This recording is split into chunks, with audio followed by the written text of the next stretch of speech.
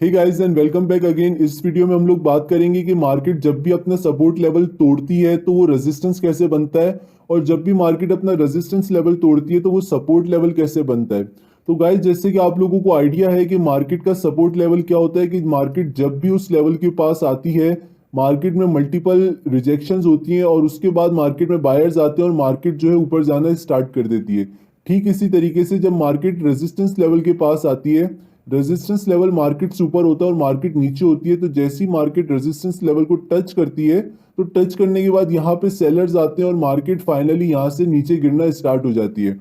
तो गाइस, अब क्या होता है इस सिनेरियो के अंदर कि जब भी मार्केट रेजिस्टेंस लेवल पे हिट करती है, यहाँ से नीचे आती है, नीचे आने के बाद मार्केट जब इसको दोबारा हिट करती है और फाइनली जब इसको ब्रेक करती है, तो ब्रेक करने के बाद क्या होता है कि मार्केट दोबारा ऊपर जाती है। ऊपर जाने के बाद मार्केट दोबारा नीचे आती है। अब जैसी मार्केट नीचे आती है तो मार्केट को यहाँ पे मिलती है रिजेक्शन। हमेशा ये बात याद रखें कि जो रेजिस्टेंस लेवल होता है वो मार्केट के लेवल से ऊपर होता है। जैसे कि मार्केट अभी यहाँ पर ट्रेड कर रही है, ठीक है, तो मार्केट का जो रेजिस्टेंस लेवल होगा अब वो मार्केट से ऊपर होगा, और जो मार्केट का जो सपोर्ट लेवल होता है वो हमेशा मार्केट से नीचे होता है।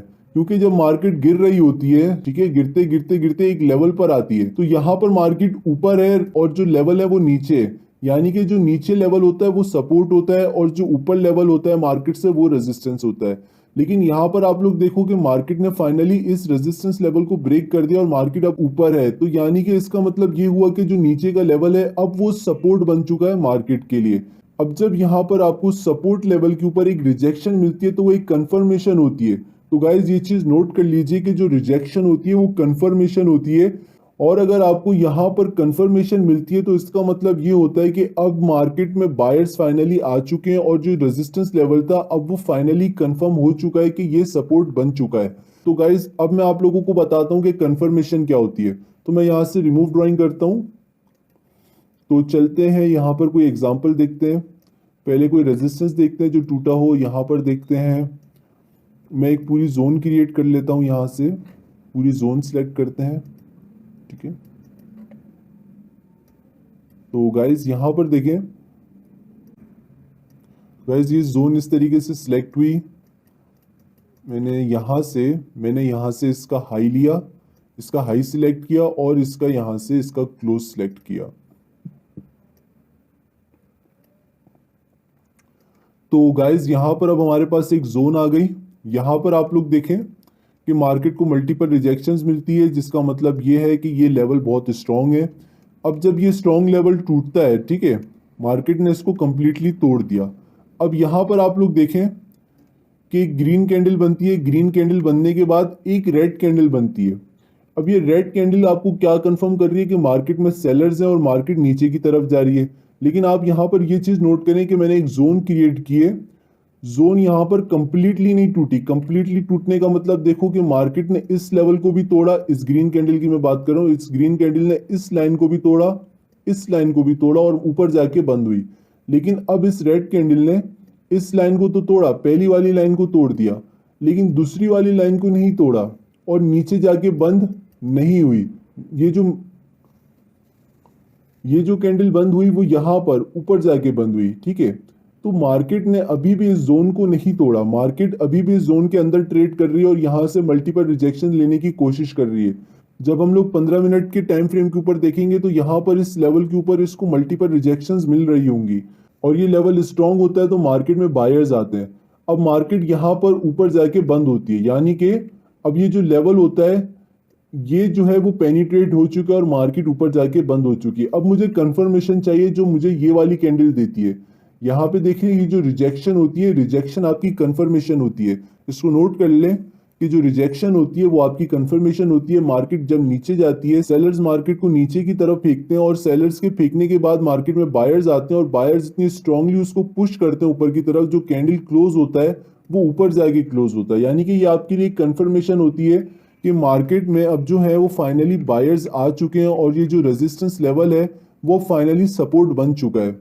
तो गाइज, हम लोग कुछ एग्जांपल्स देखेंगे जिसमें आपको रिजेक्शंस नहीं मिलेंगी और उस सिनेरियो के अंदर मार्केट ठप करके नीचे गिरेगी, सपोर्ट लेवल होगी उसको ब्रेक कर देगी, जिसकी वजह से लोगों को ज्यादातर लॉस होता है क्योंकि वो लोग कंफर्मेशन बेस्ड ट्रेडिंग नहीं करते। तो गाइज, यहाँ पर हम लोग कुछ और एग्जांपल्स देखते हैं। यहाँ पर भी आप लोग देखो कि ये पहले मार्केट का एक रेजिस्टेंस लेवल होता है। मैंने यहाँ से इसको पूरे को सिलेक्ट किया। अब क्योंकि मार्केट अप ट्रेंड में है तो यहाँ पर देखो मार्केट पहले इस लेवल को रिस्पेक्ट करती है, मार्केट यहाँ से नीचे गिरती है, लेकिन क्योंकि ये एक जोन है, अब ये जोन में इसको मल्टीपल रिजेक्शंस मिलती है, मार्केट ऊपर जाके क्लोज होती है। मार्केट जब ऊपर जाके क्लोज होती है तो मार्केट में आप लोग देखो मार्केट में जो नेक्स्ट कैंडल बनती है उसको यहाँ पर रिजेक्शन मिलती है। अब ये जो रेजिस्टेंस लेवल है वो सपोर्ट बन चुका है, जिसके बाद यहाँ पर इस लेवल के ऊपर जो बायर्स होते हैं उनका इंटरेस्ट बहुत ज़्यादा हो जाता है यहाँ पर ट्रेड करने के लिए। और जब मार्केट का जो रेजिस्टेंस लेवल होता है जब वो सपोर्ट बन जाता है इस रिजेक्शन की कंफर्मेशन के ऊपर, तो मार्केट में बायर्स आना स्टार्ट कर देते हैं, जिसकी वजह से मार्केट और ऊपर जाना शुरू कर देती है। तो गाइज यहाँ पर देखो मल्टीपल रिजेक्शंस का मतलब है कि अब ये लेवल बहुत ज़्यादा स्ट्रांग हो चुका है।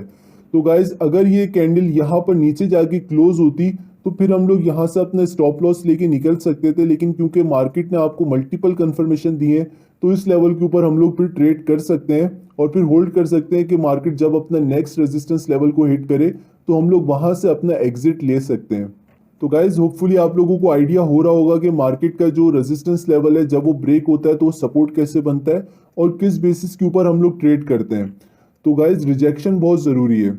अब जब भी सपोर्ट लेवल टूटेगा तो सपोर्ट लेवल भी हमें एक रिजेक्शन देगा। तो देखते हैं हम लोग डाउन ट्रेंड के अंदर जब भी सपोर्ट लेवल टूटती है वो आपको रिजेक्शन देती है या नहीं देती। तो चलते हैं डाउन ट्रेंड के अंदर। तो गाइस डाउन ट्रेंड के अंदर हमें ज़्यादा इजीली समझ में आ जाएगा। तो यहाँ पर देखते हैं कि हमें कंफर्मेशन मिलती है या नहीं मिलती। तो यहाँ पर देखते हैं कि हमें कंफर्मेशन मिली है या नहीं मिली। मैंने एक सपोर्ट लेवल ड्रॉ किया और मैंने पूरा एक जोन क्रिएट किया। तो गाइस यहाँ पर आप लोग देखो कि जब मार्केट नीचे जाती है फिर ऊपर जाती है, फिर नीचे जाती है, फिर ऊपर जाती है, अब फाइनली मार्केट अपने लेवल को ब्रेक करती है। ब्रेक करने के बाद आप लोग यहाँ पर देखो जहाँ पे मैंने सर्कल बनाया तो यहाँ पर आपको रिजेक्शन मिल रही है। देखा आपने गाइस, ये जो रिजेक्शन आपको मिली पहले तो एक कंप्लीटली बॉडी ने इसको ब्रेक किया, एक कैंडल नीचे जाके क्लोज होती है, मेरा जो पूरा जोन होता है वो कंप्लीटली यहाँ पर इस रेड वाली छोटी रेड कैंडल के ऊपर पूरा पेनिट्रेट हो जाता है। अब ये लेवल टूट चुका है और फाइनली मार्केट ऊपर जाने की कोशिश करती है, लेकिन यहाँ से इसको रिजेक्शन मिलती है और मार्केट फिर देखो किस तरीके से गिरती है। ये देखा आप लोगों ने गाइस, मार्केट फिर गिरना स्टार्ट हो जाती है। यहाँ पे देखें आप लोग, तो फिर मार्केट इस तरीके से गिरती है। तो गाइस जब भी मार्केट गिरती है तो अमूमन मार्केट जो है रिजेक्शन देती है। तो समटाइम्स ऐसा होता है कि मार्केट रिजेक्शन नहीं भी देती, जिसमें सपोर्ट लेवल टूटा हो। यहाँ पर देख लेते हैं क्योंकि ये भी हमारे लिए एक सपोर्ट है। देखते हैं, मैंने यहाँ पे लेवल ड्रॉ किया, एक लेवल ये ड्रॉ किया, लेट्स सी। ये देखो गाइस, लेवल टूटा, लेवल टूटा यहाँ पर, ठीक है, कंप्लीटली टूटा। मार्केट फिर ऊपर जाने की कोशिश करती है, मार्केट यहाँ से ऊपर जाने की कोशिश करती है और फिर यहाँ पर इसको मल्टीपल कन्फर्मेशंस मिलती हैं, मल्टीपल रिजेक्शंस मिलती हैं, जिसका मतलब क्या हुआ, मार्केट दोबारा नीचे गिर जाती है, मार्केट फिर ऊपर जाने की कोशिश करती है।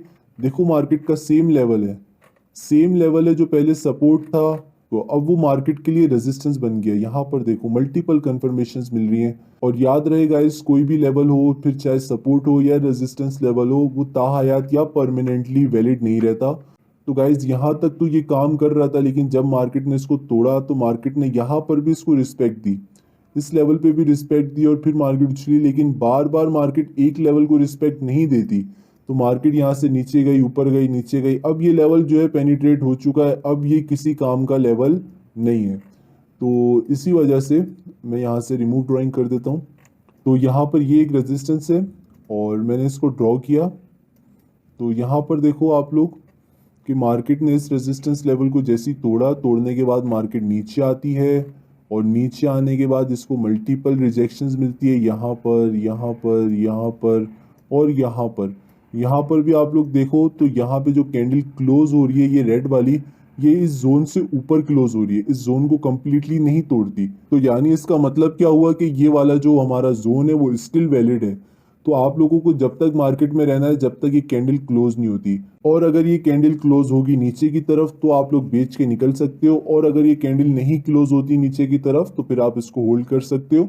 और उसके बाद जो आपका टेक प्रॉफिट होना चाहिए वो तो या तो ये रेजिस्टेंस लेवल होना चाहिए या फिर कोई और रेजिस्टेंस लेवल होना चाहिए। तो गाइज होपफुली आप लोगों के तमाम कॉन्सेप्ट्स क्लियर होते जा रहे होंगे। तो गाइज अब हम बात करेंगे नेक्स्ट वीडियो के अंदर कि मैं मूविंग एवरेजेस के ऊपर किस बेसिस के ऊपर ट्रेडिंग करता हूँ और आप लोगों को किस तरीके से उसके ऊपर ट्रेड करनी चाहिए। तो गाइज मिलते हैं फिर नेक्स्ट वीडियो के अंदर।